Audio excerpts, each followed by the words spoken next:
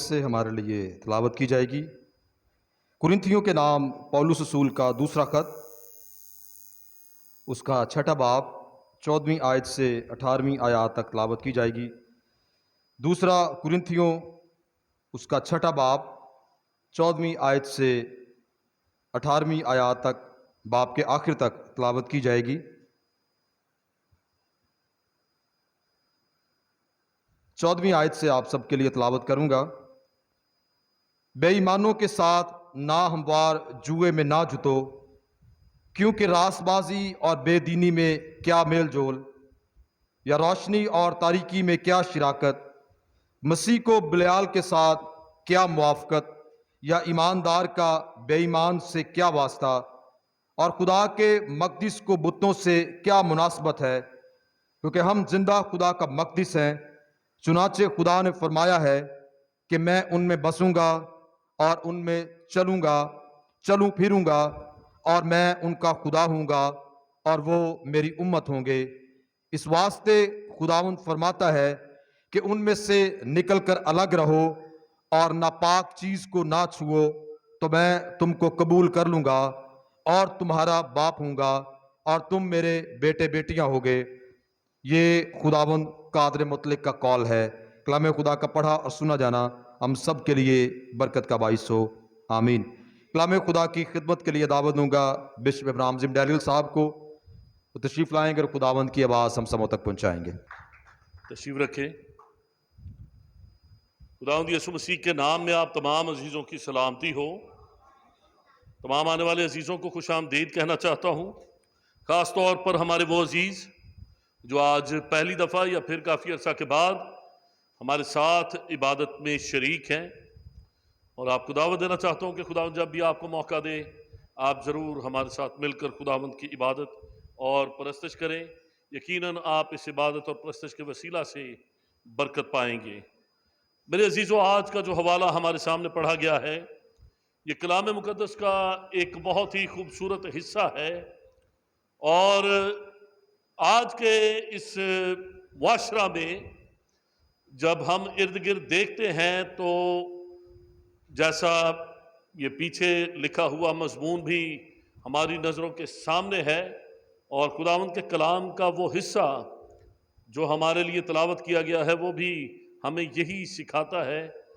ہمیں اپنے آپ کو اور اپنی نسلوں کو، اپنے بچوں کو کیسے محفوظ رکھنا ہے، اور کیسے اس بڑی برائی سے، اس بڑی بدعت سے اپنے آپ کو بچانا ہے۔ میرے عزیزو، یہ حصہ جو ہمارے سامنے پڑھا گیا ہے یہ خداوند کے کلام ایسے ہماری رہنمائی کرتا ہے اور ہمیں بتاتا ہے کہ کس طرح سے ہمیں اپنے آپ کو محفوظ رکھنا ہے ناہموار جوئے میں جتنے سے، اور غیر قوم سے اپنے آپ کو کس طرح سے روحانی طور پر الگ رکھنا ہے۔ یہاں پر یہ بات سمجھنا ضروری ہے کہ جب خداوند کا کلام ہمیں یہ بات سکھاتا ہے، اس کا ہرگز یہ مطلب نہیں کہ ہم یہاں سے کسی جہاز یا کشتی میں بیٹھیں اور کسی ایسے جزیرے پر چلے جائیں جہاں پر کوئی غیر قوم نہیں۔ خداوند خدا نے ہمیں اس روئے زمین پر نور کی مانند رکھا ہے جو اندھیری جگہوں پر چمکتا ہے۔ خداوند خدا نے ہمیں نمک کہا ہے، اور یہ کہا ہے کہ اگر نمک کا مزہ جاتا رہے تو وہ کسی کام کا نہیں سوائے اس کے کہ باہر پھینکا جائے۔ آج ہمارے نوجوانوں کو، ہمارے بیٹے اور بیٹیوں کو، بچوں کو یہ بہت بڑا ایک گلہ ہے، کلیسیا سے بھی، پاسبانوں سے بھی، والدین سے بھی، اور یہاں تک کہ بہت سو کو خداوند خدا کے ساتھ بھی گلہ ہے کہ ہم کیوں دوسرے درجے کے لوگ کہلاتے ہیں، ہم کیوں ٹھکرائے ہوئے، پسے ہوئے اور رد کیے ہوئے لوگ سمجھے جاتے ہیں۔ میرے جو خداوند کے کلام میں لکھا ہے کہ تم دنیا کے نور ہو، جو شہر پہاڑ پر بسا ہے وہ چھپ نہیں سکتا، اور چراغ جلا کر چراغ دان کے نیچے نہیں بلکہ پیمانہ کے اوپر، پیمانہ پر جو اس کی جگہ ہے وہاں پر رکھتے ہیں، جہاں سے اگلی جو الفاظ ہیں آیت کے وہ بڑے خوبصورت ہے، جہاں سے گھر کے سب آدمیوں کو، سب لوگوں کو روشنی پہنچتی ہے۔ اگر ہم چرچ بھی آ رہے ہیں، اگر ہم دعا بھی کر رہے ہیں، اگر ہم روزانہ فیملی پریئر بھی کر رہے ہیں، اگر ہم 30 روزے بھی رکھ رہے ہیں، اور پھر بھی ہماری زندگیاں، ہمارے گھر، ہمارے بچے، ہمارا معاشرہ، ہمارا خاندان، ہماری کلیسیا وہ اندھیرے میں ہے، تو کمی کہاں پر ہے؟ کیا چراغ میں کمی ہے یا چراغ رکھنے والے میں کمی ہے؟ بہت دفعہ ہمارے گھر میں، ہماری زندگی میں چراغ جل رہا ہوتا ہے، لیکن اس کو چراغ دان کو پیمانہ پر نہیں، ہم اس جگہ پر نہیں رکھتے کہ جہاں پر گھر کے سب لوگوں کو روشنی پہنچے۔ اور وجہ کیا ہوتی ہے؟ بچے چھوٹے ہوتے ہیں، باپ کان سے پکڑ کے جھڑک کے ماں کو بھی کہتا ہے چلو سب کو اکٹھا کرو، سب کو بٹھاؤ، دعا کرنی ہے، عبادت کرنی ہے۔ لیکن جب بچے بڑے ہو جاتے ہیں تو سب سے پہلے تو ماں ہی کہتی ہے چھوٹو ہوں، بچے بڑے ہو گئے نے، ہم ایسا نہیں کر سکتے، ہمیں ایسا نہیں کرنا چاہیے، بچوں پر سختی نہیں کرنی چاہیے۔ میرے عزیزو، ہمیں آج اس چیز کو دیکھنا ہے کہ ہم اپنے بچوں کو محفوظ رکھنا چاہتے ہیں یا نہیں۔ جب چھوٹے بچوں کو حفاظتی انجیکشن لگایا جاتا ہے، بچہ اس سے خوش نہیں ہوتا۔ کڑوی دوائی جب بچوں کو پلائی جاتی ہے تو بچے خوش ہو کر نہیں پیتے، ان کو زبردستی وہ دوا دینی پڑتی ہے، کیونکہ ان کی زندگی کے لیے اور ان کی صحت کے لیے یہ ضروری ہے۔ آج ہم بائبل مقدس میں سے چند ان کڑوی دوائیوں کا ذکر دیکھیں گے جو آج ہمیں اپنے ان چھوٹے بچوں کو دینے کی ضرورت ہے۔ میں نے آج پادری صاحب سے اسپیشلی کہا ہے کہ بچوں کو باہر نہ جانے دیں، بچوں کو روکیں نہیں، بلکہ ان کو اپنے پاس رکھیں تاکہ بچے بھی آج کے پیغام کو اور کلام کو سن سکیں۔ میرے عزیزو، اگر چھوٹے بچے شور کر رہے ہیں یا آپ سے ضد کرتے ہیں، ان کو تھوڑی دیر کے لیے باہر لے جائیں، ان کو چرچ میں بیٹھنا سکھائیں۔ اگر بچے تھوڑی ضد کرتے ہیں تو ان کو تھوڑی دیر کے لیے باہر گھما پھرا لائیں تاکہ وہ آپ کے لیے اور دوسروں کے لیے ڈسٹربنس کا باعث نہ ہو۔ بچے ہیں، بچوں کا ایسا کرنے میں کوئی قصور نہیں ہے، وہ چھوٹے بچے ہیں، ان کو تھوڑی دیر کے لیے بہلا کے پھر واپس لے آئیں۔ آج میرے عزیزو، میں جو واقعہ آپ کے سامنے رکھنا چاہتا ہوں اس حوالے سے جو ہمارے سامنے ہے کہ مسیحی نوجوان اور غیر اقوام میں شادی، یہ ایک بہت بڑا ایشو ہے جسے آج ہم فیس کرتے ہیں۔ اور یہ کیوں ہو رہا ہے، یہ کس وجہ سے ہو رہا ہے، ہمیں ان اسباب پر بھی غور کرنا ہے۔ اس کی وجہ کیا ہے؟ ہمارے چرچ میں ایک سیمینار ہوا ہے جس میں خداوند کے خادمین نے آ کر سکھایا اور بتایا، بہت سی وجوہات اس میں بیان کی گئی، اور جو لوگ سیمینار میں شامل تھے اس میں بتا سکتے ہیں ایک وجہ جو تقریباً تمام گروپس میں، یا شاید اگر 10 گروپ تھے تو ان میں سے 8 نے ایک وجہ جو ہے وہ کامن تھی، سب میں مشترک تھی، وہ کیا تھی؟ کس کا قصور ہے؟ ہاں جی، ماں باپ کا، اور اس کے ساتھ ساتھ کس کا قصور ہے؟ پاسٹرز کا قصور ہے۔ میرے عزیزو، آج ہمیں اپنے آپ کو دیکھنا ہے، اس بلیم گیم سے ہمیں نکلنا ہوگا۔ بہت سے لوگ مختلف وجوہات تلاش کرتے ہیں کہ کیونکہ ایسا، آپ کسی بھی نشہ باز کے پاس جائیں گے، اس کے پاس نشہ کرنے کی کوئی نہ کوئی وجہ ہوگی۔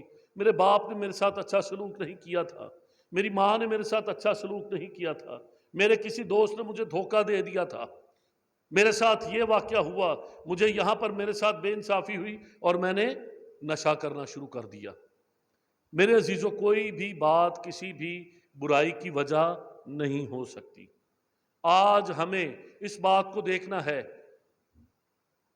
ماں باپ وہ اولاد کے لیے ذمہ دار ہیں جتنی دیر ہم بچوں کو خداوند کے گھر میں لاتے ہیں، خداوند کے گھر میں اگر خدا کے خادمین اس بات کے لیے نہیں سکھاتے تو وہ بھی ذمہ دار ہیں۔ لیکن یاد رکھیں کہ جب خداوند کے خادمین نے کہہ دیا، جب انہوں نے سنا دیا، واعظ کی کتاب میں لکھا ہے کہ سب کچھ سنا دیا گیا، سب کچھ کہہ دیا گیا ہے، حاصل کلام یہ ہے، سب کچھ کہہ دیا گیا ہے، خداوند کے گھر میں سب کچھ بتا دیا جاتا ہے۔ حاصل کلام کیا ہے؟ کہ تو خداوند کے سب فرمانوں کو مان، اس کی سب باتوں کو پورا کر، ان پر عمل کر، کیونکہ انسان کا فرض کلی یہی ہے۔ آج میں یہاں پر بیٹھے ہوئے ایک ایک بھائی اور ایک ایک بہن کو یہ بتا دینا چاہتا ہوں، بچوں کو یہ بتا دینا چاہتا ہوں کہ خدا کے اس پلپٹ سے آپ کو بتا دیا جاتا ہے، آپ کو بتایا گیا ہے، اس کے بعد بھی جو کچھ کرتا ہے۔ جب ہم لفظ کہتے ہیں ذمہ دار کون ہے، تو میں آج نوجوانوں کو اور بڑوں کو ایک بات بتانا چاہوں گا، ہمیں اس کو ببلیکل کانٹیکسٹ میں دیکھنا ہے۔ کیا خیال ہے؟ یہاں پر تو ہم ایک چارٹ کے اوپر بیٹھے 8-10 لوگ بیٹھے، لیکن ماں باپ ذمہ دار ہیں، میرے ماں باپ ذمہ دار تھے، پادری صاحب ذمہ دار تھے، انہوں نے نہیں سکھایا، میرے ٹیچر ذمہ دار تھے، انہوں نے ہمیں سکھایا ہی نہیں، بتایا ہی نہیں۔ ایک لمحہ کے لیے سوچیں، جتنی بھی وجوہات ہم نے لکھی ہیں، اگر قیامت کے دن، روز عدالت کے دن ہم خداوند کے سامنے جمع ہیں، پادری صاحب یہ 10 کے 10 چارٹ وہاں پہ لگا دے کہ یہ وجہ ہے، یہ وجہ ہے، یہ وجہ ہے، یہ وجہ ہے، خداوند اس لیے میں نے ایسا کیا، کیا ان میں سے ایک بھی وجہ خداوند خدا مانیں گے؟ سب سمجھدار ہیں، یہ ایک دوسرے کی آنکھوں میں دھول جھونکنے کے لیے، ایک دوسرے کا منہ کالا کرنے کے لیے، ایک دوسرے کو نیچا دکھانے کے لیے، اپنی مصیبت دوسرے کے گلے میں ڈالنے کے لیے، یہ یہاں پر جو لپ سروس ہے، لپ سروس کے لیے، پوائنٹ سکورنگ کے لیے، اچھا جی یہ نہیں کر رہا، وہ کہے گا یہ نہیں کر رہا، ایسا کرنا ٹھیک ہے، لیکن یاد رکھیں کہ جس دن آپ کی ابدی زندگی کا فیصلہ ہوگا، اس دن آپ کسی کو الزام نہیں دے سکیں گے۔ اس دن ہم کسی کو بھی، اور اگر میں آپ سب پر اپنی تمام کہ جی میرے ساتھ میری بیوی نے ایسا کیا، میرے بھائی نے ایسا کیا، میری بہن نے ایسا کیا، میرے ماں باپ نے مجھے ان حالات میں چھوڑا، میرے بیٹے نے مجھے یہ کہا، میرے ساتھیوں نے، میرے دوستوں نے، میرے ایلڈر صاحبان نے، میری کوائر نے، انہوں نے ایسا کیا، کیا خدا ان میں سے کسی ایک بات کو بھی مانے گا؟ ہرگز نہیں۔ خداوند کا کلام صاف طور پر کہتا ہے، لکھا ہے،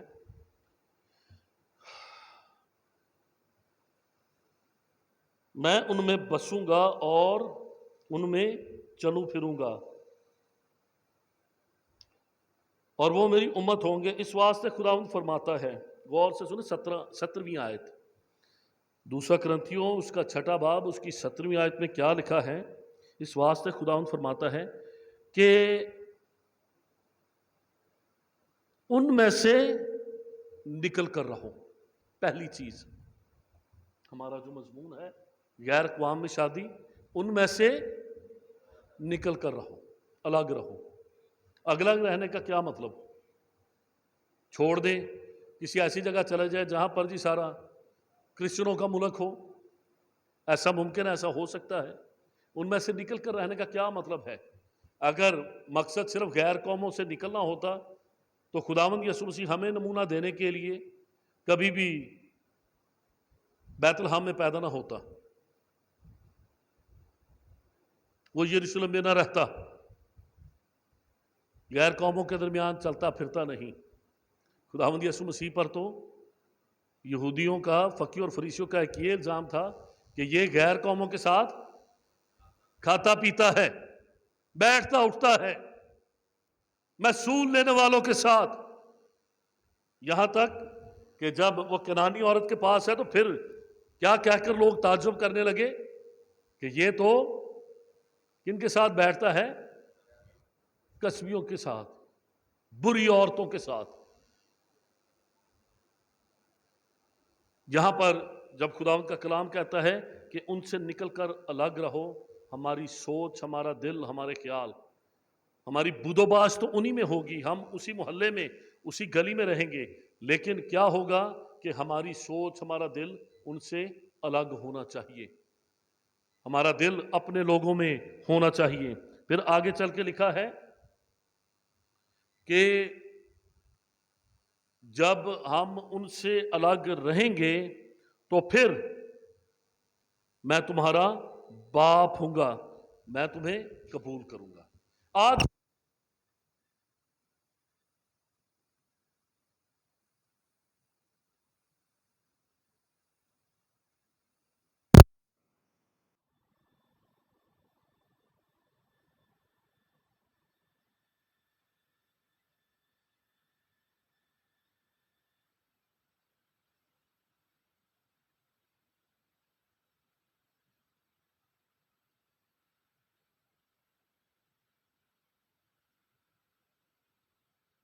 خدا کے نذیر کا مطلب، جو خداوند کا بندہ، خداوند نے اس کو زور بخشا ہے، وہ زوراور ہے، اور وہ خداوند خدا کا بندہ تھا، خداوند نے اس کو چنا، اور اس کے ماں باپ کے لیے وہ منوہا کا بیٹا ہے۔ اور کیا ہوا کہ جب منوہا کے گھر میں اولاد نہیں تھی تو میرے عزیزو، خداوند کا فرشتہ سمسون کی ماں کے پاس آتا اور اسے بتاتا ہے کہ تو جو بانجھ ہے، تجھے خداوند خدا بیٹا دے گا۔ اور پھر اس کے بعد کیا ہے، جب وہ اپنے شوہر کو بتاتی ہے کہ ایسا ہوا ہے، ایک فرشتہ میرے پاس آیا ہے، اس نے آ کر مجھے یہ خوشخبری دی ہے، تو کہتا ہے جب پھر آئے تو مجھے بتانا۔ اور جب ہم قضات کی کتاب میں اسے دیکھتے ہیں تو میرے عزیزو، ہمیں اس کا ذکر ملتا ہے، اور قضات کی کتاب اس کا 13واں، 14واں، 15واں اور 16واں باب، ان 3 ابواب میں ہمیں سمسون کی پوری کہانی ملتی ہے۔ اور جب سمسون پیدا ہونے والا ہے تو فرشتہ اس کی ماں کو یہ خبر دیتا ہے، یہ تنبیہ کرتا ہے کہ نہ تو اس کے سر پر کبھی استرا پھرے، اور نہ ہی کبھی وہ کوئی مے یا شراب یا کوئی نشہ آور چیز پیے۔ میرے عزیزو، ہمیں اپنے بچوں کی تربیت میں اس بات کو خاص طور پر یاد رکھنا اور خیال رکھنا ہے کہ جو نصیحت ہمیں خداوند کے کلام میں سے ملتی ہے، ہمیں اس پر ہمیشہ غور کرنا ہے، اپنے بچوں کو نشہ آور چیزوں سے اور برائی کی ان چیزوں سے محفوظ رکھنا ہے۔ اور بچوں کو محفوظ رکھنے کا سب سے بہترین طریقہ کیا ہے؟ سب سے پہلی چیز یہ ہے کہ جب وہ بچہ پیدا ہونے والا ہے، ماں اپنے آپ کو روکے۔ اگر ماں اس دوران میں نشہ آور چیزیں استعمال کرتی ہے، اور بعض اوقات ہم صرف نشے کی حد تک برائی کو، اگر وہ خود بد کلامی میں، بری سوچوں میں، بت پرستی میں مبتلا ہے، تو ماں کبھی بھی ایسی راست باز اولاد کو جنم نہیں دے سکتی جو خداوند خدا کے حضور میں مقبول ہو۔ جب سمسون کے متعلق ہم پڑھتے ہیں، سمسون بڑا ہوتا ہے اور اس کی شادی کا وقت آتا ہے، تو سمسون اپنے ماں باپ سے کیا کہتا ہے؟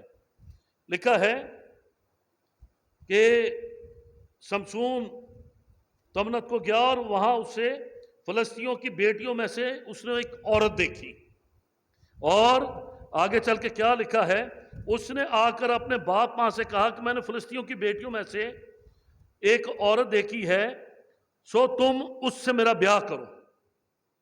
اب وہ دان کے قبیلہ کا ہے، قوم بنی اسرائیل سے تعلق رکھتا ہے، اور جب وہ اس فلسطینی عورت کو دیکھتا ہے، اپنے باپ کو آ کر کہتا ہے کہ مجھے اس فلسطینی عورت سے، اب وہ تو شاید نہیں جانتا لیکن اس کا باپ جانتا ہے کہ قوم بنی اسرائیل اور فلسطی یہ آپس میں ایک دوسرے کے ساتھ مل کر نہیں رہ سکتے۔ بہت دفعہ ہم فلسطین کے جو واقعات ہیں اس کو دیکھ رہے ہیں، وہاں پر بہت قتل و غارت ہو رہی ہے، ہزاروں، سینکڑوں، لاکھوں لوگ مارے جا چکے ہیں، اور بعض اوقات ہمارا صرف یہ خیال ہوتا ہے، میں نے شاید پہلے بتایا ہے، کہ فلسطین میں جو کچھ ہو رہا ہے وہ صرف مسلمانوں کے ساتھ ہو رہا ہے۔ فلسطین میں پتہ ہے آپ کو جو آبادی کی شرح ہے وہ کیا ہے؟ وہاں پر کرسچن اور مسلم کس تناسب سے بستے ہیں؟ وہاں پہ 30-70 کی ریشو ہے، بعض جگہوں پر 25-75 ہے، بعض جگہوں پہ 20-80 ہے، لیکن پورے فلسطین میں، پورے غزہ میں جو کرسچن مسلم ہیں وہاں پر اکٹھے رہتے ہیں۔ اور کئی دفعہ جب یہ واقعہ ہوتا ہے تو میرے بہت سے غیر مسیحی دوست، میرے مسلمان دوست بھی میرے ساتھ بیٹھتے ہیں، ہم بات چیت کرتے ہیں، تو میں ان کو یہ بتاتا ہوں کہ یہ جو بنی اسرائیل کا، بنی یعقوب کا اور فلسطینیوں کا جھگڑا ہے، یہ 1400 سال پہلے جب مذہب اسلام مارج وجود میں آیا، یہ اس سے بھی پہلے کا ہے۔ جب 2000 سال پہلے خداوند یسوع مسیح آئے اور مسیحیت کا آغاز ہوا، یہ اس سے بھی پہلے کا جھگڑا ہے۔ یہ لڑائی جھگڑا، اس کا تعلق کسی مذہب کے ساتھ نہیں ہے۔ یہ اس وقت بھی تھا جب نہ اسلام تھا نہ مسیحیت تھی۔ یہ اس وقت بھی جو یہودی یا بنی اسرائیل تھے وہ اور فلسطی آپس میں ایک دوسرے کے ساتھ حالت جنگ میں رہتے تھے، اور ان کی پورا وقت کشمکش چلتی رہتی، جہاں پر وہ غالب آتے وہ ان کو مار بھگاتے، جہاں وہ غالب آتے وہ ان کو مار بھگاتے۔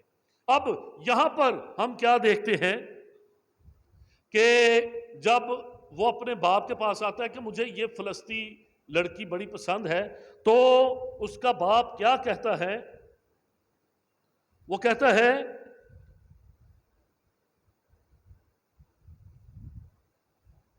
کہ تو میرے قوم میں، جو میری قوم ہے، کیا تجھے اس میں کوئی لڑکی پسند نہیں آئی جو تو فلسطینیوں کی بیٹی کو جا کر دیکھ کے آیا ہے؟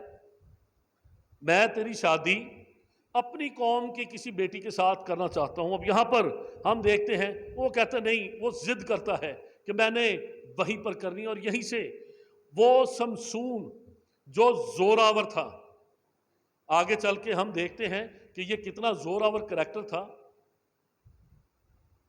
وہ باپ کے سامنے ضد کرتا ہے اور ماں باپ مجبور ہو کر اس کے ساتھ چل پڑتے ہیں۔ آج میں مسیحی ماں باپ جتنے یہاں پر موجود ہیں، میں آپ کو بتانا چاہتا ہوں، بعض اوقات ہم اپنے بچوں کے ہاتھوں مجبور ہو جاتے ہیں، جی اب بچہ کہہ رہا ہے ہم کیا کریں۔ میں نے بہت سے ایسے والدین کو دیکھا ہے کہ اگر بچے ایک غلط بات پر ضد کر رہے ہیں تو وہ والدین ہاتھ کھڑے کرتے کہتے تم نے کرنا ہے تو جاؤ، تمہاری مرضی ہے، ہم تمہارے اس کام میں شامل نہیں ہوں گے۔ آج سے چند سال پہلے کی بات ہے، مجھے یاد ہے میرے ایک بڑے پیارے دوست تھے، ان بہن بھائیوں نے آپس میں اپنے بچوں کا رشتہ کیا، چھوٹے بچے تھے، انہوں نے طے کر دیا، بہن بھائیوں میں بڑا پیار تھا کہ ہم اپنے بچوں کی شادی کریں گے۔ بچے بڑے ہوئے، پڑھ لکھ گئے، بڑی اپنی رضامندی کے ساتھ، کوئی لڑائی جھگڑا نہیں، لیکن بچوں نے یہ محسوس کیا کہ ہم ایک دوسرے کے ساتھ خوش نہیں رہ سکتے۔ انہوں نے اپنے والدین کو بتایا، والدین نے ان کو کیا کہا کہ اگر تم نہیں رہنا چاہتے ہم یہ رشتہ، لیکن یاد رکھو کہ اس وجہ سے ہم تمہاری لڑائی نہیں لڑیں گے۔ یہ نہیں کہ اب تمہیں ناپسند ہو گیا، تم نے ہمارے فیصلے کو رد کر دیا، ٹھیک ہے بڑے ہو گئے ہو، اپنا فیصلہ کرنے کے لیے تم آزاد ہو، لیکن اب اس لڑائی کو ہم بہن بھائیوں کے گلے نہ ڈالنا۔ یہاں پر میرے عزیزوں ہم یہ دیکھتے ہیں کہ جو خدا پرست ماں باپ ہیں وہ اپنے بچوں کی برائی میں، ان کے غلط فیصلوں میں شامل نہیں ہوتے۔ ابھی پچھلے دنوں کی بات ہے جو یہاں پر پادری صاحب نے بھی میرے خیال میں شیئر کی، کچھ لوگوں کے ساتھ مجھے بھی انہوں نے بتایا کہ ایک 32-35 سال کی عورت ہے، 22 سال کا لڑکا ہے، اس عورت کی ایک 2.5-3 سال کی بچی ہے، ایک 1.5 سال کی بچی ہے، اور تیسرا بچہ پیدا ہونے والا ہے 2-4 ماہ میں۔ وہ اپنے شوہر کو چھوڑ کر ایک لڑکے کے ساتھ، وہ بھی مسیح گھرانہ سے تعلق رکھتا ہے، وہ چلی گئی۔ اب ان کی شادی نہیں ہو سکتی تھی، اور کیا ہوا کہ وہ دونوں گئے ہیں، انہوں نے مذہب تبدیل کیا اور نکاح کروا لیا، اسلامی نکاح کروا لیا۔ اب ان کو پتہ ہے کہ کیونکہ ہمارا مذہب تبدیل ہو گیا، اب کوئی ہمیں ہاتھ نہیں لگا سکتا۔ کتنا بڑا ظلم اور زیادتی ہے ان چھوٹے بچوں کے ماں باپ کے ساتھ۔ اور ہمارے جو مسیحی ماں باپ ہیں، اس لڑکے کے والدین، وہ اب ارد گرد محلے میں کیا ویکھ لو، اسی ہن تواڈے چ آ گئے، ہن جے سائی آن نا کچھ کہن لگن تے آپاں رل کے انہاں نوں جواب دینا ہے۔ یہ وہ باتیں ہیں ماں باپ ہوتے ہوئے جب ہم اولاد کی برائی میں، ان کے غلط کام میں شامل ہوتے ہیں۔ انہوں نے کسی مذہب کے لیے نکاح نہیں کیا، انہوں نے کسی مذہب کے نکاح، انہوں نے کسی مذہب کے لیے، اس کی تعلیمات کے لیے اپنا مذہب نہیں بدلا، بلکہ نکاح کے لیے اپنی ایک اس ہوس کو جو وہ پوری کرنا چاہتے تھے، ان کو پتا تھا کہ ویسے یہ ممکن نہیں ہوگا، اگر ہم اپنا مذہب تبدیل کر لیں گے تو پھر ہمیں کوئی ہاتھ نہیں لگا سکتا۔ انہوں نے مذہب کی آڑ لے کر اس بات کو، اس کام کو پورا کیا۔ آج اگر ہمارے بچے ایسا کرتے ہیں، میں بہت سے ایسے والدین کو جانتا ہوں، اگر بیٹی نے غیر قوم میں جا کر اس نامناسب کام کو کیا، انہوں نے زندگی بھر کے لیے لائن لگا کہ میں تیرا منہ نہیں دیکھوں گا، نہ یہ میرا منہ دیکھے۔ اور اسی طرح سے اگر بیٹے نے بھی کیا، بعض اوقات ہمارے پیمانے مختلف ہوتے ہیں کہ ٹھیک ہے، یہ اگر مذہب سے آج کل ہم دیکھتے ہیں کہ جو انٹرفیتھ میرجز ہیں یہ بہت کامن ہوتے جا رہے ہیں، لیکن خداوند کا کلام بائبل مقدس اس بات کی اجازت نہیں دیتی۔ لکھا ہے کہ تم ناہموار جوئے میں نہ جتو۔ میرے عزیزوں، سمسون کے لیے ہم دیکھتے ہیں کہ ماں باپ چل پڑتے ہیں۔ اب وقت نہیں ہے، تقریباً 11:15 ہو رہے ہیں، میں جلدی اس کو پڑھنے کے بجائے اسٹریٹ اوے جو لوگ سٹوری کو سمجھتے ہیں، جانتے ہیں، میں اسی پہ آؤں گا۔ جب وہ جاتے ہیں تو لکھا ہے کہ انہوں نے وہ لڑکی دیکھی، اور سمسون کے لیے گو کہ وہ دل سے راضی نہیں تھے، لیکن بیٹے کی پسند کے ہاتھوں مجبور ہو کر چلے گئے۔ جب گئے تو اوکے کر دیا، واپس آ رہے تھے، وہاں پر وہ واقعہ ہے کہ جب شیر نے حملہ کرنا چاہا تو وہ گیا، اور اس نے بغیر کسی چیز کے، سمسون نے شیر کو جبڑے سے پکڑا اور اس کے دونوں جبڑے کھول کر شیر کو پھاڑ ڈالا، وہیں پر شیر کو مار دیا اور واپس آ گیا۔ میرے عزیزوں، یہ اس کی شاذوری تھی۔ اور اس کے بعد کیا ہوتا ہے کہ وہ شیر وہاں پر پڑا رہتا ہے۔ جب وہ اس غیر قوم میں جا کر شادی کرتا ہے تو فلسطی اس بات کے منتظر ہوتے ہیں، وہ کہتے ہیں اس نے ہماری لڑکی کے ساتھ شادی کر کے ہمیں بے عزت کیا ہے۔ وہ اس کے ساتھ جنگ کرنے کے لیے آتے ہیں، اور کیا ہوتا ہے کہ جو دان کے قبیلہ کے اور دوسرے بنی اسرائیل ہیں، وہ وہاں پر آ کر اسے کہتے ہیں کہ تو سب کو اب مروا دے گا، کیونکہ وہ آ رہے ہیں۔ وہ کہتا ہے تو مجھے باندھ کر، کہتے ہیں ہم تجھے باندھ کر انہیں پیش کر دیں گے تاکہ تو اکیلا جائے اور جو کچھ تو نے کیا ہے اس کی سزا بھگتے، ساری قوم اس کی سزا نہ بھگتے۔ وہ اسے رسیوں سے باندھ کر لے جاتے، وہ کہتا ہے چلو تم مجھے دے دینا، باقی میں جانا تو میرا کام جانے۔ وہ اسے لے جاتے ہیں۔ جب وہ دیکھتا ہے کہ میں اپنے لوگوں سے 1000 کے قریب فلسطی ہیں، اور یہ بہت بڑا ایک تاریخی واقعہ ہے کہ اکیلا سمسون اس کو باندھ کر لے جا رہے ہیں، اس کو رسیوں سے باندھ دیتے ہیں، لیکن جو ہی وہ ایک خاص جگہ پر بیابان میں پہنچتا ہے، اور یہ غالباً وہی جگہ ہے جو آج بھی فلسطین کے بڑے بیابان ہیں، ارد گرد کوئی بھی نہیں، اس کی اپنی آبادیاں لوگ بھی، اور جو وہ فلسطین اسے لے کر جا رہے تھے۔ وہ وہاں پر پہنچتا ہے، وہ ان رسیوں کو توڑ ڈالتا، اور ایک گدھے کا جبڑا، ایک مرا ہوا گدھا وہاں پر پڑا ہوا ہے، وہ اس کا جبڑا اٹھاتا ہے اور ان 1000 فلسطینیوں کو وہیں پر جبڑے سے مار مار کر مار دیتا ہے۔ اور وہیں سے سمسون کی دھاک پہلے تو صرف دان کے قبیلہ میں اور قوم بنی اسرائیل میں تھی، اس کے بعد فلسطی بھی اس سے ڈرنے لگتے ہیں، اور وہ سوچنے پر مجبور ہے کہ اس بندے کو قابو کرو، یہ بہت زوراور ہے، اس نے ہمارا 1000 بندہ اکیلے نے مار دیا ہے۔ اور پھر کیا ہوتا ہے کہ وہ پھر دوبارہ وہاں پر جاتا ہے، اور ایک اور لڑکی، ایک اور عورت اسے پیش کی جاتی ہے۔ جب وہ دوبارہ جاتا ہے تو کہتا ہے یہ لڑکی جسے میں نے پسند کیا تھا اس کے باپ کے پاس، وہ کہتا ہے تو چلا گیا تھا، میں نے اپنی بیٹی کو کسی اور کو دے دیا ہے، تو اگر چاہتا، کہتا ہے میں نے اس سے شادی کی تھی، بیاہ کیا تھا، کہتا ہے تو اس کی چھوٹی بہن جو ہے اسے لے لے اور تو اس کے ساتھ اپنی زندگی بسر کرنا۔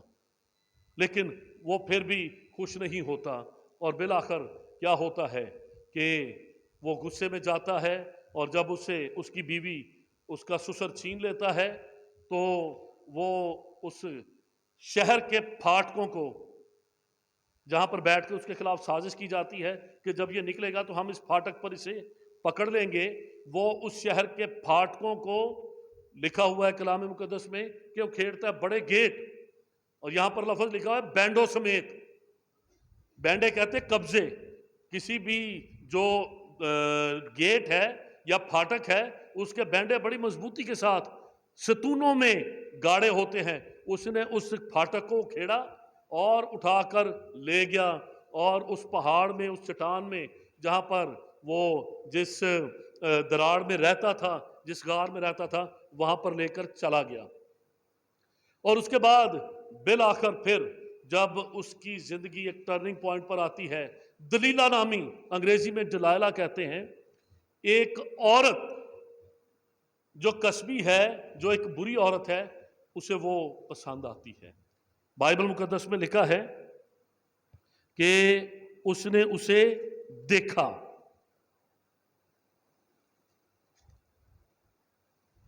اس نے 16ویں آیت کی پہلی 16ویں باب کی پہلی آیت میں لکھا ہے کہ ذات کی کتاب اس کا 16واں باب اور اس کی پہلی آیت میں کیا لکھا ہے کہ پھر سمسون غزہ کو گیا، وہاں اس نے ایک کسبی دیکھی، اور لکھا ہے اور اس کے پاس گیا، اور غزہ کے لوگوں کو خبر ہوئی کہ سمسون یہاں آیا ہے۔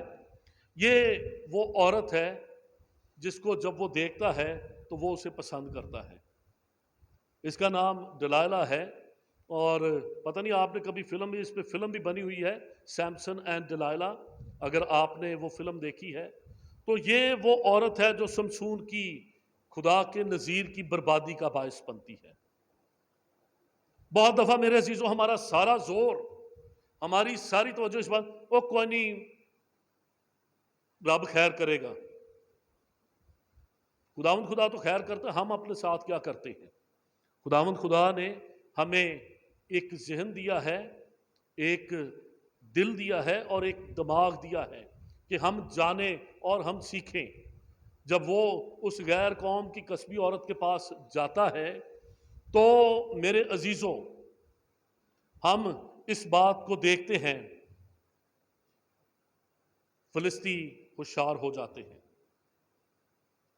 آگے چل کے ہم دیکھیں گے کہ سمسون نے جب اسے دیکھا اور اسے وہ پسند آئی، اس کے دیکھنے سے وہ کس برائی میں گرفتار ہوا۔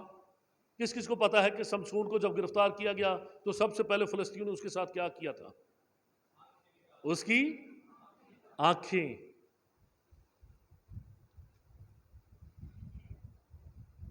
وہی آنکھیں جنہوں نے دلیلہ کو دیکھا تھا، سب سے پہلے وہ آنکھیں نکالی گئیں۔ بعض اوقات ہمیں پتہ نہیں ہوتا کہ جو چیز ہمیں دیکھنے میں اچھی لگ رہی ہے یہی ہماری تباہی کا باعث ہوگی۔ باغ عدن میں ہم دیکھتے ہیں کہ جب ابلیس نے آ کر ہوا کو بہکایا تو اس نے کیا کہا کہ یہ پھل دیکھنے میں خوشنما ہے۔ یہ آنکھیں، یہ ہماری روح تک کا رستہ ہے۔ انگریزی میں کہتے ہیں the eyes are the way to soul۔ یہ ہماری روح تک، کوئی بھی چیز جو ہم دیکھتے ہیں وہ دیکھنے سے ہماری روح تک پہنچتی ہے۔ اس لیے اپنی آنکھ، اپنی نظر کی بہت حفاظت کریں۔ خداوند کے کلام میں بڑی خوبصورت ایک آیت ہے کہ اگر تیری آنکھ درست ہے اگر تیری آنکھ درست ہے تو تو درست ہے. اگر ہماری آنکھ درست نہیں، اور آنکھ صرف کوئی عورت کے اعتبار سے نہیں یا صرف کسی برائی کے اعتبار سے نہیں، بعض اوقات ہماری آنکھ لالچی آنکھ ہوتی ہے. ہم آنکھ کو دیکھتے اور لالچ کرتے ہیں. ہم آنکھ کو دیکھتے ہیں اور برائی میں پڑتے ہیں. بڑے بڑے پرندے جو جال میں پھنستے ہیں، بڑی خوبصورت بات کسی نے کہی ہے کہ وہ اپنی آنکھوں کے سبب سے، کیونکہ کیا اوپر آسمان پر آزاد اڑ رہے ہوتے ہیں، اور کیا ہوتا ہے کہ وہ اپنی آنکھوں کے سبب سے اس خوراک کو دیکھتے ہیں، اس جال کو نہیں دیکھ پاتے. ان کو صرف وہ خوراک، وہ دانہ نظر آ رہا ہوتا ہے اور وہ جال میں پھنس جاتے ہیں. ٹھیک اسی طرح سے سمسون کے لیے بھی ہم پڑھتے ہیں. اس کا باپ منع کرتا ہے کہ تو غیر قوم میں نہ جانا. آج میرے عزیزوں، جب ہم اپنے ملک میں اس بہت بڑی برائی کو دیکھتے ہیں، اور یہ بات اب صرف لڑکیوں تک نہیں، لڑکوں میں بھی، شاید آپ کو پتا ہو کہ پچھلے 1 سال میں یا 4 سے 5 ایسے معاملات ہیں جن میں ہم مسیحی لڑکوں نے جو مسلمان لڑکیوں کو لے کر جا چکے ہیں، ان معاملات کو حل کیا ہے. اور بات کہاں پر شروع ہوتی ہے؟ پادری صاحب نہیں سکھاتے، والدین نہیں سکھاتے. بہت سے پاسبانوں کے ساتھ اس معاملہ پر جب میری بات چیت ہوئی، پادری صاحبان کا کیا ورژن ہے؟ وہ کہتے ہیں گھر وزٹ کرنے چلے جائیں. سب سے پہلی بات تو پورا گھنٹہ 4-5 لوگ ہیں گھر میں، انہوں نے اکٹھے نہیں ہونا. زیادہ سے زیادہ والدہ بیٹھی ہوئی ہے، والد بیٹھے، فون کرتے رہیں گے، آوازیں دیتے رہیں گے، او تو آ جا بیٹی، میں کام کر کے آ رہی ہوں، بیٹا میں جا کے یہ کر لوں. گھنٹہ پورا بیٹھے رہے. اور بالآخر پھر کیا ہوتا ہے کہ پادری صاحب نے جب پورا گھنٹہ، آدھا گھنٹہ، پونا گھنٹہ اچھا چلے آپ بیٹھے ہوئے ہیں، میں آپ کے ساتھ ہی دعا کر لیتا ہوں، اور چلے جاتے ہیں.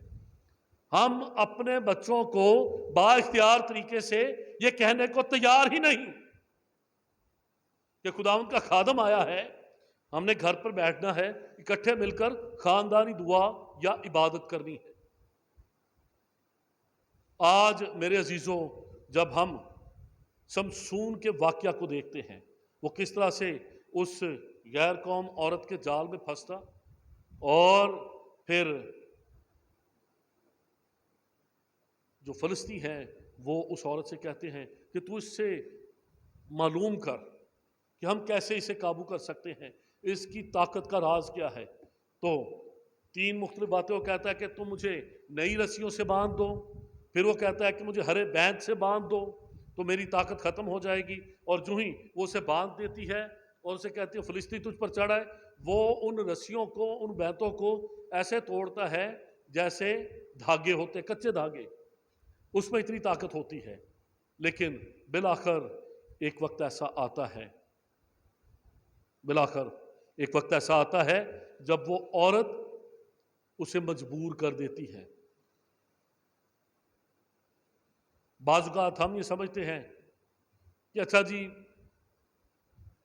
میں نے یہ برا کام کر لیا، میں کون سا پکڑا گیا ہوں، میں تو بچ گیا ہوں. خداوند 1 بار موقع دیتا ہے، 2 بار موقع دیتا ہے، بعض اوقات ہمیں 3 بار بھی. سمسون کو یہاں پر ہم دیکھتے ہیں 3 بار موقع ملا، 3 بار سمسون کو. وہ اس سے پوچھتی ہے، وہ اسے غلط بتاتا ہے. پھر اس کو سمجھ جانا چاہیے تھا کہ یہ عورت کیوں میری طاقت کا بھید جاننا چاہتی ہے. بالآخر جب 3 دفعہ وہ اسے غلط بات بتاتا ہے، 1 دفعہ نئی ڈوریاں، نئی رسیاں، اور 1 دفعہ کہتا ہے انہیں بھگو کر، اور 1 دفعہ کہتا ہے کہ مجھے بیت سے باندھو، تینوں دفعہ وہ رسیاں توڑ دیتا ہے. بالآخر وہ مجبور ہو جاتا ہے. ایک دن اسے بتا دیتا ہے کہ میری طاقت کا راز میرے بالوں میں ہے، جن کے لیے خدا نے میرے پیدا ہونے سے پہلے میرے ماں باپ کو کہا تھا کہ اس کے سر پر کبھی اس طرح نہ پھرے. جس دن اس کے بال اتریں گے، اس کا زور اور اس کی طاقت جاتی رہیں گی. سو کیا ہوا؟ اس نے مے پی اور سویا، اور اس عورت نے اس کے سارے بال سر سے اتار دیے. اور پھر 3 دفعہ کی طرح اس سے کہا शमशून उठ, फलस्ती तुझ पर चढ़ आए। और वो अपने पहले वाले जलवे में उठने की कोशिश करता है, लेकिन बाइबल मुकद्दस में बड़ी खूबसूरत बात लिखी है। उसने कहा कि फलिस्ती तुझ पर चढ़ आए, और वो नींद से जागा और कहने लगा, मैं और दफा की तरह बाहर जाकर अपने दुश्मनों को मारूंगा, मैं उन्हें भगाऊंगा। लेकिन उससे खबर ना थी, जो लफ्ज यहां पर है क्या लिखा है, उससे खबर ना थी कि खुदावंद उससे अलग हो गया है। बाजुकात हम अपनी जिंदगी में खुदा के फजल के इस कदर आदी हो जाते हैं कि हम समझते हैं कि जी खुदा की मजबूरी है, मैं जो मर्जी करता रहूं, खुदावंद का हाथ मुझ पर बड़ा रहेगा। याद रखें कि खुदावंद खुदा एक बार मौका देता है, दो बार देता है। कोई खुदा का नज़ीर हो, खुदावंद की रहमत हो, खुदावंद उसे तीसरी बार भी मौका दे देता है। उसके बाद फिर जब उसने उस भेद को उस फाशा औरत के सामने खोल दिया, उसके बाल काट दिए गए, उस तरह फेर दिया गया, तो क्या लिखा है, उसे खबर ही नहीं थी कि खुदा उससे अलग हो गया है। क्या हुआ, फलस्तियों ने उसे पकड़ लिया। लिखा है तब फलस्तियों ने उसे पकड़कर उसकी आंखें निकाल डाली। सबसे पहला काम क्या किया, वही आंखें। जब हम बाइबल मुकद्दस को पढ़ते हैं तो लिखा है उसने फिलिस्तियों की बेटियों में से एक औरत देखी। बात कहां से शुरू हुआ था, बात कहां से शुरू हुई थी, काम कहां से शुरू हुआ था, देखने से। उसने वो फिलिस्ती औरत देखी थी और फिलिस्तियों ने सबसे पहले क्या किया, उसकी आंखें निकाली। हमें ये बाज़ औक़ात पता नहीं होता, हम अपनी ताकत, अपनी कामयाबी, अपनी दौलत के नशे में जो कुछ खुदावंद खुदा के खिलाफ कर रहे होते हैं, खुदा के लोग होते हुए, खुदावंद खुदा हमारी वही खूबी हमसे सबसे पहले ले लेता है। शमशून से वही आंखें जिससे उसने उस गैर कौम औरत को देखा, सबसे पहले उसकी वो आंखें ले ली गई और फलस्ती कौम उसको बांध कर ले गई और उसे कैद में डाल दिया। और फिर उसके बाद बहुत देर तक वो कैद में चक्की पीसता रहा। जहाँ पर पुरानी चक्कियाँ होती थी, यहाँ पर बच्चे उससे वाकिफ़ नहीं हैं, अमूमन उसमें एक बैल या गधा या कोई ज़ोरावर जानवर जो है वो उस चक्की को घुमाता था, लेकिन यह क्योंकि बड़ा ज़ोरावर था इसको उस मुशक्क़त पर लगा दिया गया। अभी भी जेल में जो सबसे सख्त वार्ड होता है उसको कहते हैं चक्की, कि इसको चक्की में डाल दो, चक्की में भेज दो इसे। जहाँ पर मेहनत और मुशक्क़त करनी होती है, जो इसको कैदे बा मुशक्क़त कहते हैं, वो उसका मतलब ये होता है, जेल की ज़ुबान में से कहा जाता है इसे चक्की में भेज दो कि वहाँ पर जाकर ये मुशक्क़त करे।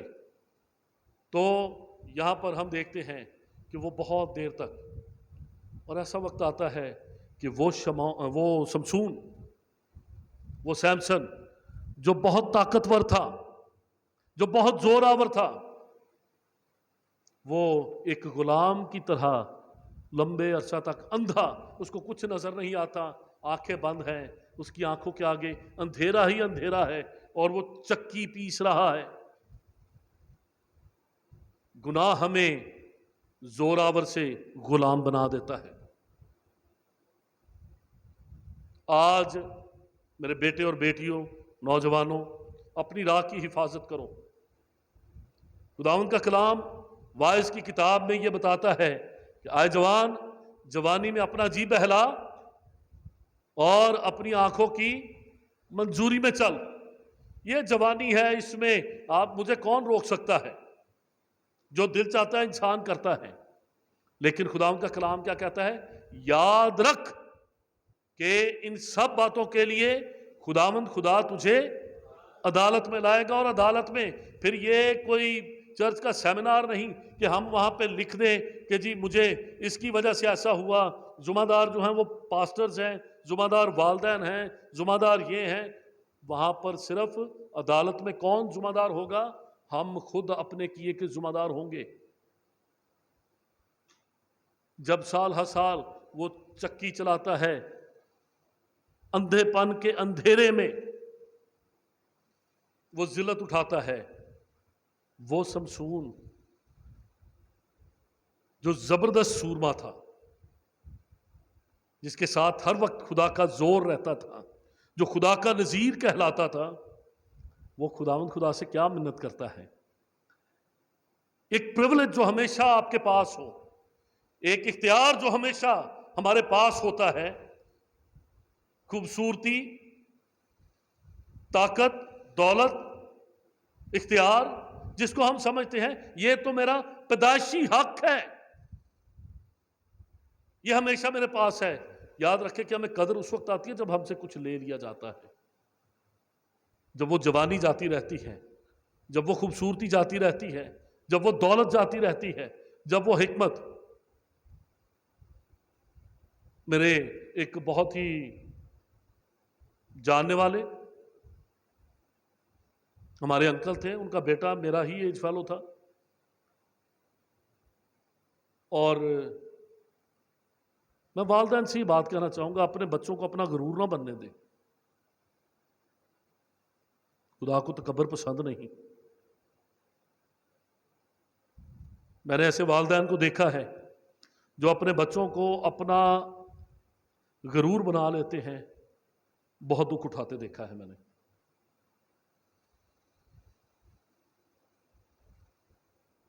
بچہ وہ ہمارا بھائی بڑا لائق، بڑا ہونہار، تعلیم میں، شخصیت میں، بات چیت میں، لیکن ایک ایسا وقت آیا ذہنی توازن تھوڑا سا ہل گیا۔ آپ اندازہ کریں ایک نوجوان 20-25 سال کا، زبردست اعلیٰ تعلیم یافتہ، خوبصورت، مدلل گفتگو کرنے والا، اچھی شخصیت، لیکن یہ جو یہاں پہ جگہ نا ایسے 19-20 ہی ہو جائے، 19.5-20 ہی، انسان کی ساری قابلیت جاتی رہتی ہے۔ شمشون نے اپنے سلامتی کے وقت کو نہیں پہچانا، جب سب کچھ خداوند نے آپ کو دیا ہے۔ یہ خوبصورتی بیٹا ہمیشہ نہیں رہنی، یہ بہت جلد۔ خداوند کا بندہ داؤد کیا کہتا ہے؟ ساڈی عمر تے گئی ہے گزر، جویں ایک گزرے خیال کی مانند۔ اگلے سال میں نے 50 سال کا ہو جانا ہے، آدھی صدی گزر جانی ہے، اپنے پیچھے گزرے ہوئے 50 سالوں کو دیکھتا ہوں ایسے خیال کی طرح، جہاں تک بچپن میں یادداشت جاتی ہے 2 سیکنڈ میں پوری ریل چل جاتی ہے، کیا ہوا کیا ہوا کیا ہوا کیا ہوا، ایسے ہوا ایسے ہوا ایسے ہوا۔ زندگی ایک خیال کی مانند گزر جائے گی، لیکن جو کچھ آپ زندگی میں کر لیں گے آپ اسے واپس نہیں لا سکتے، اسے بدل نہیں سکتے۔ شمشون بھی اب ان باتوں کو بدل نہیں سکتا تھا، اب اس کے پاس صرف اور صرف اندھے پن کا اندھیرا تھا، اور وہ قید کی چکی تھی جسے وہ ایک جانور کی طرح صبح سے شام تک چلاتا رہتا تھا۔ خدا کی وہ حضوری، خدا کی وہ مقبولیت جو ہمیشہ اس کے ساتھ تھی، جب اس نے اسے حقیر سمجھا، اس نے اس کی قدر نہ کی، جب خداوند کا فضل اس پر تھا، تب وہ بری عورتوں اور کسبیوں اور شراب نوشی اور رنگ بازی میں وہ ساری چیزیں جو خدا کی بخشش اس پر تھی اس کو گزار دیتا ہے۔ بڑی خوبصورت آیت ہے، لکھا ہے جب بہت سال گزر گئے اس کے بال پھر بڑھ آئے۔ قید میں جنہوں نے کاٹے، شاید انہوں نے دوسروں کو نہ یاد رہا، آہستہ آہستہ بال اس کے پھر بڑھنے شروع ہو گئے، شاید مہینہ 2 مہینے ڈیوٹیاں بدلتی رہتی ہیں، شاید ان لوگوں نے بتایا ہوا تھا وہ یہ وال نہیں بدل دینے، جب بھی بال بڑھے ٹینڈ کر دینی ہے دی، لیکن ڈیوٹی بدلتی گئی، اگلوں نے اگلوں کو نہ بتایا، کرتے کرتے وہ بھی چپ کر کے لگا رہا۔ لیکن اس میں سبق کیا ہے؟ طاقت بالوں میں نہیں تھی. کیا خیال ہے پاس صاحب؟ طاقت کس میں تھی؟ خداوند خدا کے ساتھ ہونے میں تھی. بال تو اس کے پھر بڑھ آئے، جب کئی سال وہ چکی چلاتا رہا بال تو اس کے پھر لمبے لمبے ہو گئے، لیکن اب ان بالوں میں طاقت نہیں تھی. جو آیت ہے وہ بڑی غور طلب ہے، جو لمبی تمہید میں نے باندھی ہے، اس آیت کو غور سے سنی گا. لکھا ہے تب شمسون نے خدا سے فریاد کی. یہ 28ویں آیت ہے قضات کی کتاب، اس کا 16واں باب، اس کی 28ویں آیت. جن کے پاس بائبل مقدس ہے پڑھ لے. لکھا ہے تب شمسون نے خدا سے فریاد کی اور کہا آئے مالک خداوند، میں تیری منت کرتا ہوں کہ مجھے یاد کر، اور میں تیری منت کرتا ہوں آئے خدا فقط اس دفعہ. وہ زور جو ہمیشہ اس کے ساتھ رہتا تھا، اس زور کے لیے، اس طاقت کے لیے وہ کیا کہتا ہے؟ آئے خداوند. اب وہ مانگ رہا ہے، پہلے خدا نے دیا تھا، اس کے مانگنے سے پہلے ہی، مانگنے سے پیشتری، ابھی وہ پیدا نہیں ہوا تھا، خداوند کے فرشتہ نے آ کر اس کے باپ اور اس کی ماں کو بتا دیا تھا کہ تیرا بیٹا ماں کے بطن سے ہی خدا کا نذیر ہوگا. ایک وقت تھا کہ اس نے مانگا بھی نہیں تھا اور اسے مل گیا، اور اب اسے ایک دفعہ کے لیے بھی خدا سے مانگنا پڑ رہا ہے. اور کیا مانگ رہا ہے؟ کہ آئے خدا فقط اس دفعہ، اور تو مجھے زور بخش دے تاکہ میں فلسطینیوں سے اپنی دونوں آنکھوں کا بدلہ لوں. کہتا ہے صرف ایک بار مجھے خداوند، صرف ایک بار مجھے وہ زور دے دے، ایک بار مجھے وہ زور دے دے. یاد رکھیں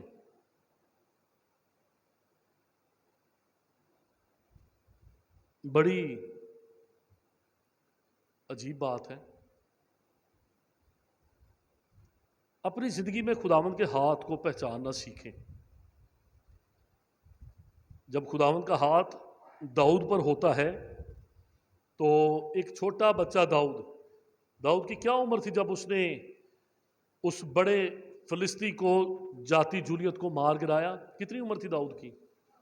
ہاں جی 12 برس. 12 سال کا بچہ. یہاں پہ کوئی 12 سال کا بچہ بیٹھا ہوا ہے، کھڑا ہے کوئی بچہ ہے، کوئی بیٹا جس کی 12 سال عمر ہو؟ 12 13 10 12 13 سال. ہاں جی یہ دیکھیں. ہاں جی بیٹا کھڑے ہو جائیں. کتنی عمر ہے آپ کی؟ 10. آپ کی کتنی عمر ہے بیٹا؟ 12 ہے. 12 سال کا بچہ اتنا سا ہوتا ہے. بیٹھے اب اندازہ کریں کہ 12 سال کا اتنا سا بچہ کہ 9 فٹ کے 8-9 فٹ کے جاتی جولیت کو، جو فلسطی دیو تھا، پوری قوم بنی اسرائیل کی فوج اس کے سامنے تھر تھر کانپتی تھی. بادشاہ اس وقت کون تھا بنی اسرائیل کا؟ کون بادشاہ تھا؟ ساؤل بادشاہ تھا. وہ وہاں پر کھڑا ہے، ساری فوج کھڑی ہے، وہ جاتی جولیت روز صبح اٹھتا ہے اور سامنے آتا ہے، اور زندہ خدا جو فلسطی ہے وہ تو اس وقت بت پرست تھے، نامختون تھے.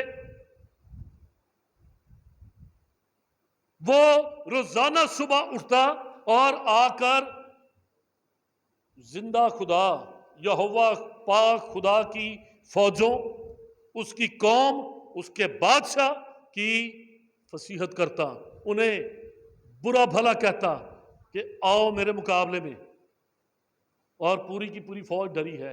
اتنے میں ایک 12 سال کا لڑکا داؤد نبی، جب وہ 12 سال کا بچہ ہے، وہ اپنے بھائیوں کو روٹی دینے کے لیے آتا ہے، اور وہ صبح صبح دیکھتا ہے کہ وہ اپنے بھائیوں سے کہتا ہے یہ نامختون فلسطی ہوتا کون ہے جو زندہ خدا کی فوجوں کی فصیحت کرتا ہے، جو زندہ خدا کو برا بھلا کہتا ہے؟ مجھے جانے دو، میں اس کا سر اس کے بدن سے الگ کر دوں گا. وہ سب دیکھتے ہیں کہ تم 12 سال کا بچہ ہے. وہ کہتا نہیں مجھے بھیجو. بادشاہ کے پاس لاتے ہیں. وہ کیا کہتے ہیں؟ اچھا چلو جی جانا چاہتا ہے، ٹھیک ہے. وہ اسے ذرا بختر، وہ پورے लोहे का खौद और वो सब कुछ पहनाता है। और दाऊद जब वो तलवार लेकर थोड़ा सा चलता है तो उसके अपने वजन से ज्यादा वो लोहे के लिबास का वजन, वो कहता मैं इसके साथ नहीं, वो उसे उतार फेंकता है। जो तलवार उसे भारी पकड़ाई जाती है, दाऊद उसे भी छोड़ देता है।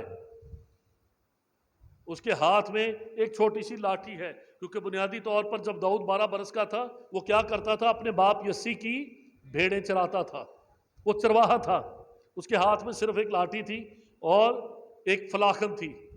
गलेल होती है, फलाखन बेटा क्या होती है, गलेल की तरह उसमें एक पत्थर रख के उसको घुमाते हैं और फिर छोड़ते हैं, और वो पत्थर बड़ी रफ्तार के साथ जाता और नुकसान करता था।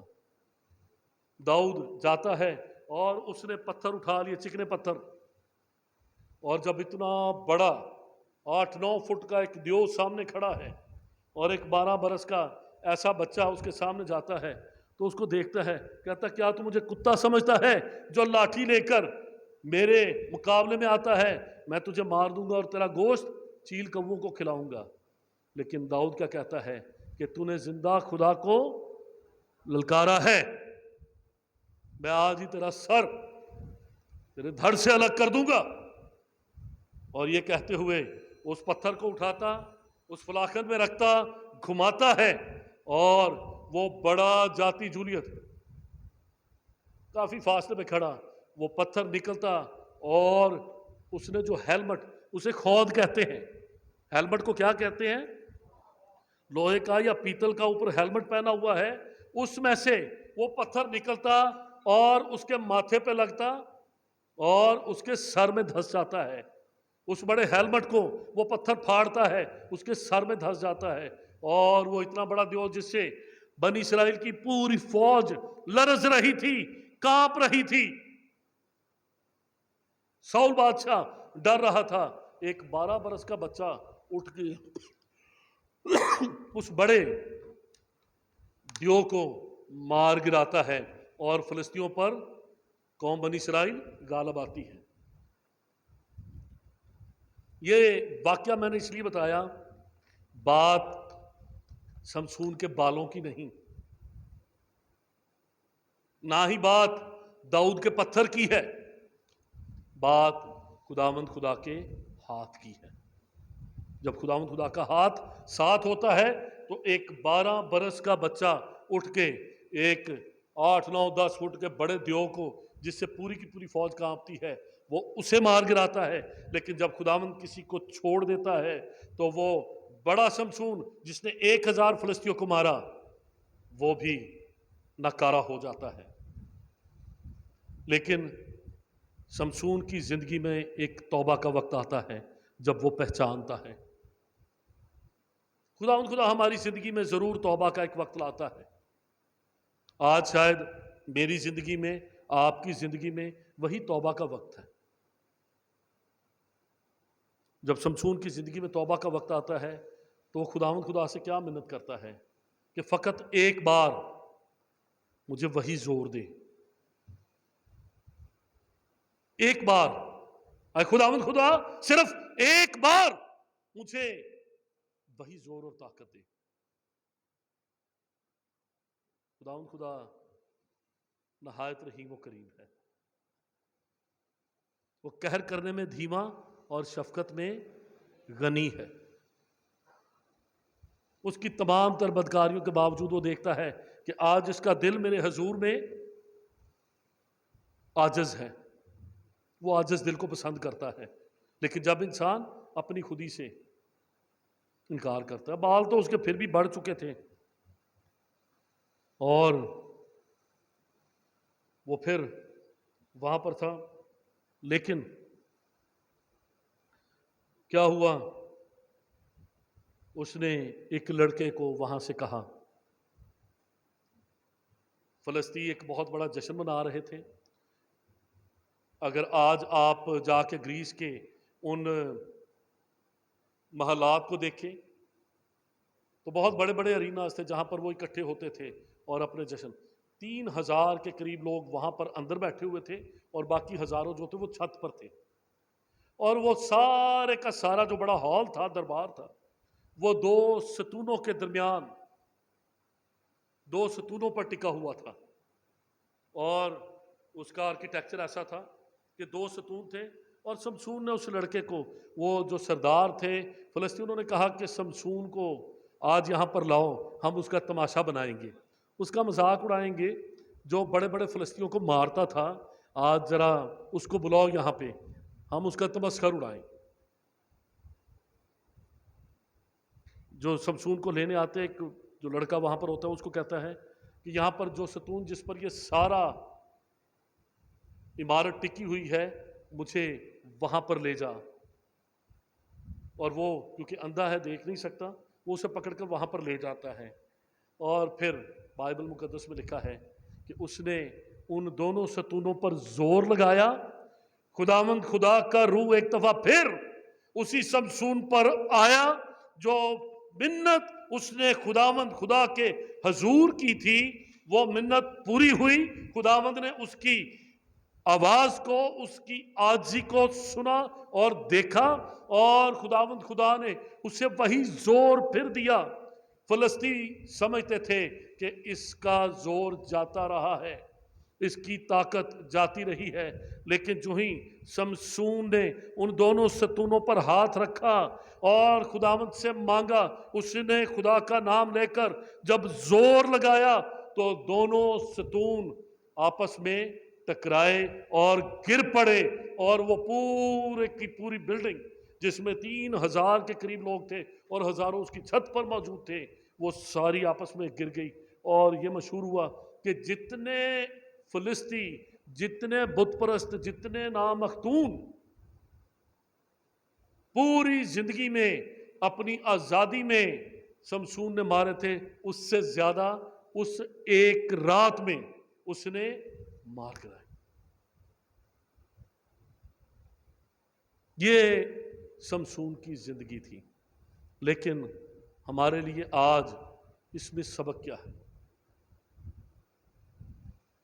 اس نے اپنی زندگی برباد کی۔ خدا جو کام اس سے لینا چاہتا تھا، ایک غیر قوم عورت اسے بہلا کر لے جاتی ہے۔ ہم نے چند دن پہلے افتح جلادی کے متعلق، یہ تو ایک بنی اسرائیل مرد کی کہانی تھی، اس سے پہلے ہم ایک بنی اسرائیل کی بیٹی کی کہانی افتح جلادی، اس کی بیٹی کے متعلق پڑھا۔ ایک طرف یہ بیٹا ہے جو ماں باپ کا بھی نافرمان ہوتا ہے، خدا کا بھی نافرمان ہوتا ہے، اور اپنی زندگی، انجام اس کا بھی موت ہے، انجام اس کا بھی موت ہے،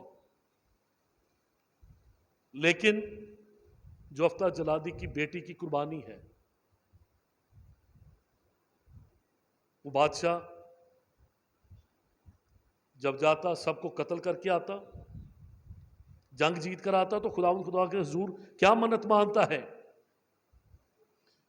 کیا خداوند اگر تو مجھے فتح دے گا تو میں واپس جاؤں گا، میرے گھر سے جو سب سے پہلے نکلے گا، میرے گھر کا دروازہ کھلے گا، جو سب سے پہلے میرے استقبال کو آئے گا، میں کیا کروں گا؟ اسے تیرے حضور قربان کر دوں گا۔ افتح جلادی کی ایک ہی بیٹی تھی، وہ اسے بڑا پیار کرتا تھا۔ وہ بڑے جاہو جلال میں جاتا ہے، اور اس کے خیال میں ہوگا شاید کہ کوئی نوکر نکلے گا، کوئی خادم نکلے گا، کوئی جاننے والا نکلے گا، لیکن سب سے پہلے بھاگ کر اس کے استقبال کو اس کی بیٹی نکلتی ہے، اور جو ہی بیٹی تو خوشی سے آتی اپنے باپ کے گلے لگتی ہے، لیکن باپ رونا اور چلانا شروع کر دیتا ہے کہ تو نے یہ کیا کیا؟ میں نے تو خدا کے حضور میں یہ منت مانی تھی کہ جو سب سے پہلے میرا استقبال کرے گا، میں اسے آئے خدا تیرے حضور قربان کر دوں گا۔ آئے بیٹی تو نے یہ کیا کیا؟ لیکن سلام ہے اس بیٹی کو جس نے کہا کہ آئے باپ، وہ منت جو تو نے خداوند خدا کے حضور پوری کی، میں تجھے ہرگز اس سے شرمندہ نہیں ہونے دوں گی۔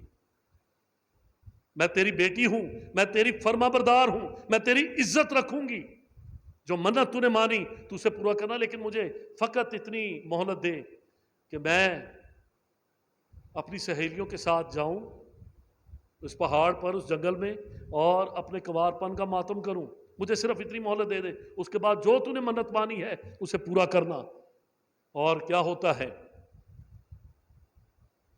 کہ وہ جاتی ہے اپنا ماتم پورا کرتی ہے، اور جیسا خداوند کے کلام میں لکھا ہے ویسا ہوا۔ آج میرے عزیزوں، خاص طور پر نوجوانوں، اپنے زندگی کا فیصلہ کرتے وقت ضرور اس بات کو سوچو۔ آج بہت زیادہ، کئی دفعہ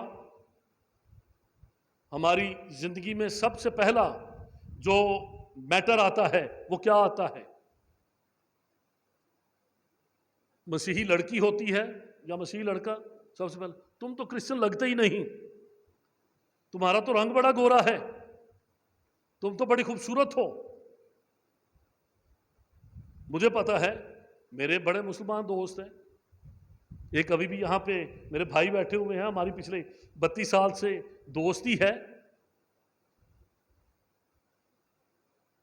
بہت سے لوگ سب سے پہلے آپ اپنا مذہب تبدیل کر لیں یار، آپ بھی ہمارے ساتھ، وہ امریکہ میں ہیں، آپ کو کبھی کسی نے کہا ہے جی کرسچن ہو جائے یہاں پہ، آپ ایسے اتنی دیر آپ کو امریکہ ہو گئی۔ انہوں نے بڑی اچھی بات بتائی مجھے ایک دن، کہتے کہ جب مجھے 3-4 سال ہو گئے، ایک بندے نے مجھے پوچھا what is your religion and what is your مسلک کیا ہے؟ کہتے میں نے ان سے کہا کہ ایک پاکستانی نے مجھے 3 سالوں یہاں پہ مجھے کبھی کسی نے نہیں پوچھا، لیکن جس معاشرہ میں، جس ملک میں ہم رہتے ہیں، ہماری سب سے پہلی کوشش کیا ہوتی ہے کہ کسی طرح سے یہ بدل کے میری طرف آ جائے۔ اسکول کے زمانے سے ہم چھوٹے ہوتے تھے، مجھے پتہ ہے اسلامیات کا پیریڈ ہوتا تھا تو وہ کلمہ شریف یاد کرنا پڑنا، تو ہمارے ساتھ جو کلاس میں کہنا اوے تم نے کلمہ پڑھ لیا، تم تو مسلمان ہو گئے ہو۔